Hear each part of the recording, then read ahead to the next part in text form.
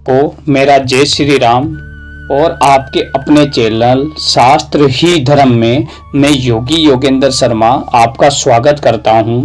और दोस्तों भक्तों, आज जो वीडियो हम बनाने वाले हैं, जो रामचरितमानस का वर्णन करने वाले हैं, उसमें संत महिमा और सत्संग की महिमा को बताया गया है।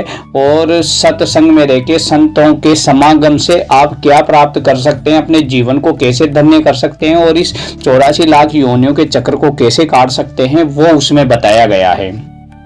तो हम यहाँ से इसको शुरू करते हैं। बटु विश्वास अचल निज धर्मा, अरे तीरथ राज समाज सुकर्मा, सब ही सुलभ सब दिन सब देसा, सेवत सादर समन कलेसा। उस संत समाज रूपी प्रयागराज में अपने धर्म में जो अटल विश्वास है, अपने धर्म पर जो टिका हुआ है और उसको अटल विश्वास है संत समाज रूपी प्रयागराज में, वह अक्षयवट हैं और शुभ कर्म ही उस तीरथ राज का समाज है, परिकर हैं। वह संत समाज रूपी प्रयागराज सब देशों में सब समय सभी को सहज में ही प्राप्त हो सकता है और आदर पूर्वक सेवन करने से क्लेशों को नष्ट करने वाला है। आपके क्लेश जिंदगी में जितने भी है, दुख जितने भी है, उन सबको नष्ट करने वाला है सत्संग। अकत अलौकिक तीरथ राउ, देहि सद्य फल प्रगट प्रभाव।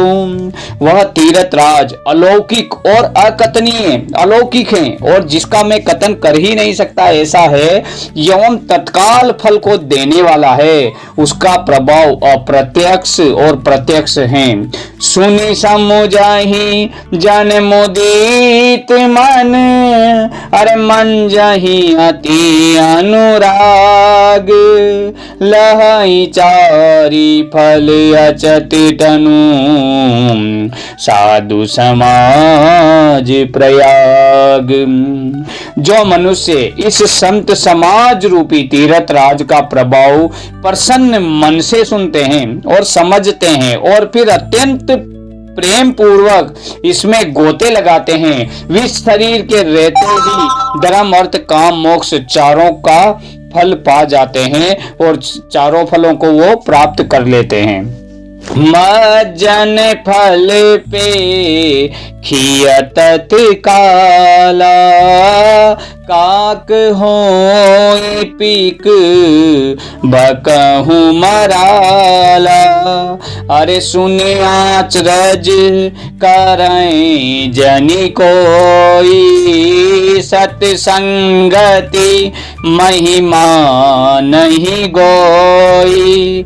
इस तीरथ राज में स्नान का फल तत्काल ऐसा देखने में आया है या आता है कि कव्वे भी कोयल बन जाते हैं साहब। जो संत रूपी तीरथ राज में स्नान करता है, उनका फल ऐसा है कि कव्वे भी कोयल बन जाते हैं और हंस बगुले भी हंस बन जाते हैं। यह सुनकर कोई आश्चर्य ना करें जो तुलसीदास जी ने रामचरितमानस में लिखा है, क्योंकि सत्संग की महिमा छिपी नहीं है, सत्संग की महिमा ऐसी ही है। वाल्मीकि नारद जगत जोनी, निज निज मुखनी कहीं निज होनी, अरे जल चर थल चर नभ चर नाना, जे जड़ चेतन जीव जहाना।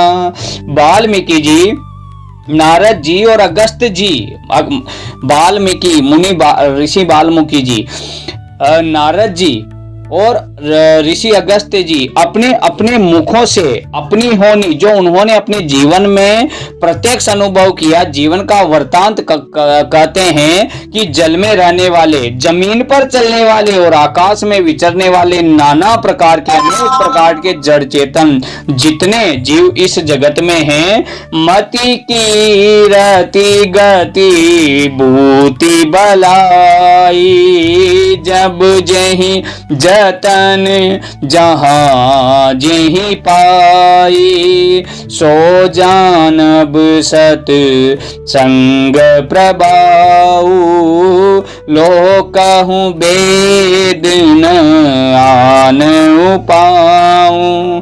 उनमें से जिसने जिस समय जहां कहीं भी जिस किसी यत्न से बुद्धि, कीर्ति, सद्गति, विभूति, ऐश्वर्य और भलाई पाई है, जितनी भी जो है सुखों को पाने वाली चीजें इस संसार में पाई हैं, सो सब सत्संग का ही प्रभाव समझना चाहिए। किसी भी इंसान ने अगर बुद्धि पाई है, कीर्ति इस जगत में पाई है, सद्गति पाई है, उसने विभूति पाई है, ऐश्वर्य पाया है, और लोक संसार की जितनी भी संसार में पाने योग्य चीजें हैं वो भी अगर पाई है, और अलौकिक चीजें भी अगर उसने पाई है, तो वो सब सत्संग का ही प्रभाव समझना चाहिए। वेदों में और लोक में इनकी प्राप्ति का कोई दूसरा उपाय है ही नहीं।